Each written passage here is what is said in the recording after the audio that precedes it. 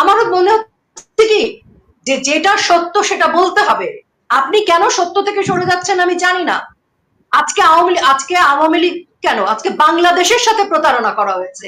আর 7.62 bullet দিয়ে যাদেরকে মারা হয়েছে এবং সেই স্নাইপার শট গুলো যে জায়গাগুলো থেকে আসা, সেখানে পুলিশ বা যুবলীগ বা ছাত্রলীগের অবস্থান এখন পর্যন্ত কেউ নির্দিষ্ট করতে পারেনি। যে আমি যেহেতু টকশোতে বলছি, সবাই আমাকে শুনছে, আমি একটি বর্ণ মিথ্যা বলছি না, আমি দায়িত্ব নিয়ে বলছি। এবং আপনি বললেন গণ অভ্যুত্থান, যেভাবে পুলিশকে মারা হয়েছে, আপনি কি এই ছবিগুলো দেখেননি? পুলিশকে ঘিরে ধরে অস্ত্র দিয়ে পিটিয়ে পিটিয়ে কুপিয়ে কুপিয়ে মারা হয়েছে, ঝুলিয়ে রাখা হয়েছে। আমি আবারও স্পষ্ট বলছি, অবৈধ অসাংবিধানিক ভাবে তারা ক্ষমতা দখল করেছে এবং এই যে সংস্কার কমিশন, এটা অবৈধ অসাংবিধানিক। এবং আমি শ্রদ্ধা রেখেই বলছি, আপনি কথাগুলো কেন বলছেন? আওয়ামী লীগের প্রতি আপনার রাগ থাকতে পারে, আওয়ামী লীগের নেতা কর্মীদের দোষ থাকতে পারে, হয়তো সব দলে আছে। লাশতলা দেখুন, আপনি সার্জিসে উদ্ধৃতি দিচ্ছেন। বাংলাদেশের সংস্কৃতিতে একজন মা এবং বাবা, সে এমনি এটা বেদনাদায়ক কন্ডিশনে তাকে হত্যা করা হয়েছে, তাকে কবর দিয়েছে, তারা তার লাশকে দ্বিতীয়বার তুলে দিতে চায় না, বলে আমরা ক্ষতিপূরণ চাই না, আমরা সরকারের টাকা চাই না, আমার বাচ্চার লাশ আমি তুলতে দেব না, তাকে আর অশান্তি করতে দেব না, সে শান্তিতে থাকুক। এই ধরনের একটা আমাদের সংস্কৃতি এবং আমাদের সংবেদনশীলতা রয়েছে। আপনি কি এখন বঙ্গবন্ধুর লাশ করে বের করে তদন্ত করতে দেবেন? আপনি কি জিয়াউর রহমানের লাশ সংসদ ভবন থেকে তুলে তদন্ত করতে দেবেন?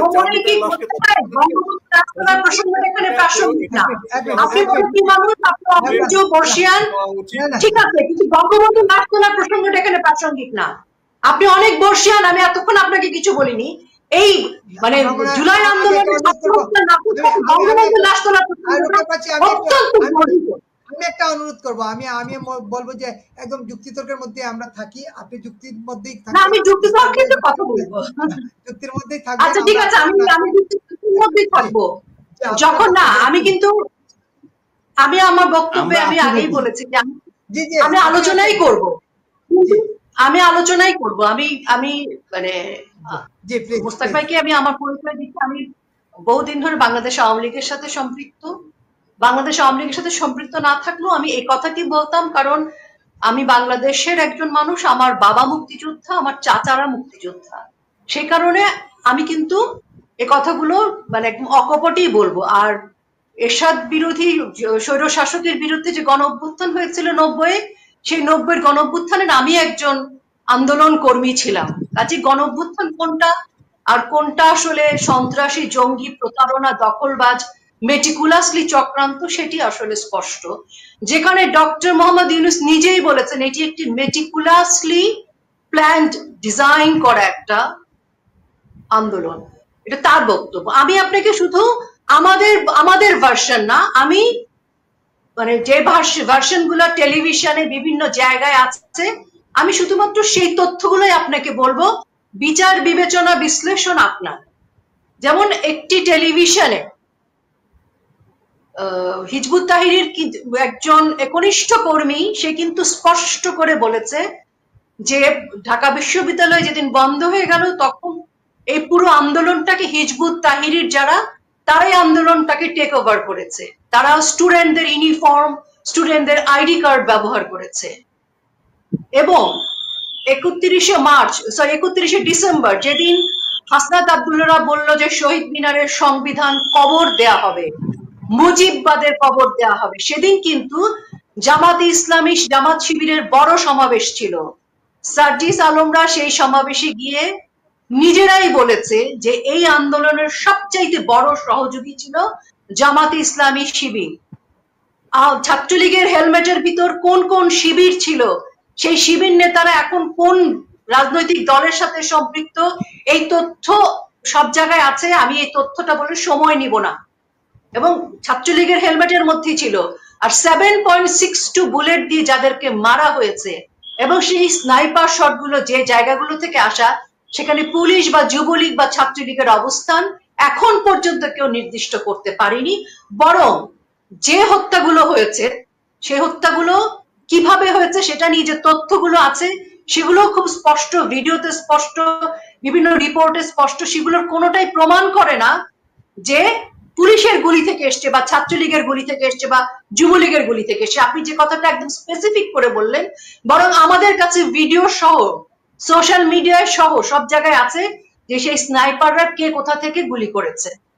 আর রিপোর্টের কথা বলছি, হত্যা রিপোর্ট যেটা সরকারের তরফ থেকে যেটা বেরিয়েছে, প্রথমে বলা হয়েছিল হাজার হাজার গণহত্যা, তারপরে আমরা দেখলাম 835 জন গণহত্যা, তারপরে আমরা দেখলাম তার মধ্যে 50 থেকে প্রায় 100 জনের মতো হেঁটে হেঁটে রিক্সায় করে ঈদ করতে, শীত লাগছে, গরমের দিন, বৃষ্টি, বিভিন্ন জন বাড়ি ফিরে এসেছে।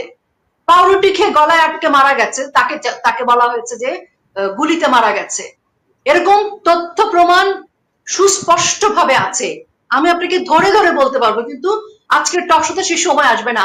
আমি যে কথাগুলো বলছি আপনি বরং সে কথাগুলো জিজ্ঞেস করতে পারেন কাউকে, যে আমি যেহেতু টক শোতে বলছি, সবাই আমাকে শুনছে, আমি একটি বর্ণ মিথ্যা বলছি না, আমি দায়িত্ব নিয়ে বলছি। এবং আপনি বললেন গণ অভ্যুত্থান, যেভাবে পুলিশকে মারা হয়েছে, আপনি কি এই ছবিগুলো দেখেননি? পুলিশকে ঘিরে ধরে অস্ত্র দিয়ে পিটিয়ে পিটিয়ে কুপিয়ে কুপিয়ে মারা হয়েছে, ঝুলিয়ে রাখা হয়েছে। এটা কি শিক্ষার্থীরা করেছে? হ্যাঁ, শুরুতে যখন আন্দোলনটি তৈরি করা হয়েছিল, সাজানো হয়েছিল নাটক, তখন কোমলমতি শিক্ষার্থী, কিছু সাধারণ জনগণ, তারা কিন্তু সেই স্পিরিট থেকে এসেছিল। কিন্তু তারপর এই আন্দোলনটা তাদের কাছে ছিল না, তারপরে জঙ্গি সন্ত্রাসীরা এসেছে। আপনি কি বলতে চান 460টা থানা এই শিক্ষার্থী বা সাধারণ জনগণ ভেঙেছে, লুটপাট করেছে, ভাঙচুর করেছে? আপনি কি বলতে চান সমস্ত স্থাপনা এই সাধারণ শিক্ষার্থী এবং পরিবার পরিজন সাধারণ জনগণ ভেঙেছে, আগুন দিয়েছে, এত গান পাউডার শিক্ষার্থীদের ব্যাগের ভিতরে ছিল? আপনি কি এটা বলতে চান?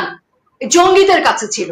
এই জঙ্গি এতগুলো পুলিশকে যে মেরেছে, 5 তারিখের আগের কথাই আমি বলছি, টেলিভিশনে স্পষ্ট ফুটে যাচ্ছে পুলিশকে দৌড়ে নিয়ে গিয়ে পুলিশকে বাড়ি দিয়ে দিয়ে মগজটা বার করে মারা হচ্ছিল, এবং পুলিশকে যে ঘেরাও করে মারছে সেই ছবি ভিডিও সব জায়গায় আছে। আমি 5 তারিখের আগ পর্যন্ত বলছি, সাধারণ শিক্ষার্থীকে মেট্রো রেলে আগুন দিবে, সাধারণ শিক্ষার্থীকে বাংলাদেশ টেলিভিশনে আগুন দিবে, সাধারণ শিক্ষার্থীকে হসপিটালে আগুন দিবে? আপনি কাউকে বিশ্বাস করতে পারেন? আসতেছি রাজা ভাই, না, সেখানে আমাকে জবাব দিতে হবে। আপনি বলছেন যে আওয়ামী লীগে, আপনি যেভাবে ফ্যাসিস্ট যা যা বলছেন, আওয়ামী লীগ এই করেছে, আওয়ামী লীগ সেই করেছে, সেই বিচার বিশ্লেষণে আমি যাবই না, সময় হবেই না, সেটা আলাদা প্রসঙ্গ, আরেকদিন হয়তো কথা বলতাম। কিন্তু আমারও মনে হচ্ছে কি, যে যেটা সত্য সেটা বলতে হবে। আপনি কেন সত্য থেকে সরে যাচ্ছেন আমি জানি না। আজকে আওয়ামী লীগ কেন, আজকে বাংলাদেশের সাথে প্রতারণা করা হয়েছে। আপনি জঙ্গি ফ্ল্যাগ দেখছেন না, আপনি আইএসআইদের দেখছেন না, আপনি মানে জঙ্গি সন্ত্রাসীদের কার্যকলাপ দেখছেন না, কারাগার লুট করে সন্ত্রাসীদেরকে বের করা হয়েছে, সমস্ত অস্ত্র লুট করা হয়েছে। এটা কি আমাদের কোমলমতি শিক্ষার্থীরা করেছে? না, জঙ্গিরাই করেছে। আর জঙ্গিরা করেছে ক্ষমতা দখলের জন্য, ক্ষমতা দখলের চক্রান্ত ছিল দেখে এটা করেছে।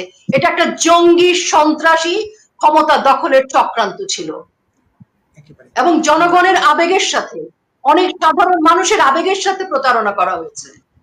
এবং 5 তারিখের পর থেকে যেটা হয়েছে, সনাতনী থেকে শুরু করে আওয়ামী লীগের নেতা কর্মী, বাংলাদেশের 1971 সালের স্থাপনা, সমস্ত কিছু ভাঙচুর করা হয়েছে।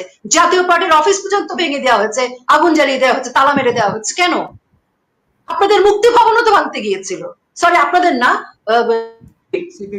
শাহবাগে যখন লাকি আক্তার ওদের সাথে আন্দোলন করেছে, তখন লাকি আক্তারের প্রবলেম হয়নি, কিন্তু লাকি আক্তার যখন ধর্ষণের বিরুদ্ধে কথা বলেছে, তখন লাকি আক্তারও শাহবাগী হয়ে গেছে।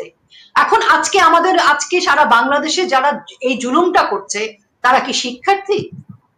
আজকে যেভাবে তারা ক্ষমতা এসেছে, সেটা কি আপনি মানে সাংবিধানিক বলতে চান? আমি আবারও স্পষ্ট বলছি, অবৈধ, অসাংবিধানিক ভাবে তারা ক্ষমতা দখল করেছে, এবং এই যে সংস্কার কমিশন, এটা অবৈধ, অসাংবিধানিক।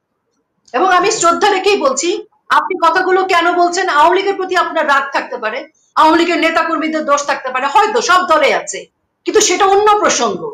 একটা রাজনৈতিক দলের মানে কোথাও কোথাও ভুল ত্রুটি থাকা আর এই চক্রান্ত করা, জঙ্গি সন্ত্রাসী করা সম্পূর্ণ ভিন্ন। পুরো বাংলাদেশকে, বাংলাদেশ আওয়ামী লীগকে, বাংলাদেশের মানুষকে, আমাদের সংস্কৃতিকে, আমাদের ইতিহাসকে তারা জিম্মি করেছে, এবং আমরা আজকে জঙ্গিদের হাতে জিম্মি। আজকে পুরো পাকিস্তানের ফ্ল্যাগ উঠছে কেন? আজকে পাকিস্তানের ফ্ল্যাগ কেন উঠবে? আজকে পাকিস্তানের ফ্ল্যাগ ওড়ার মতো কোনো সিচুয়েশন হয়েছে?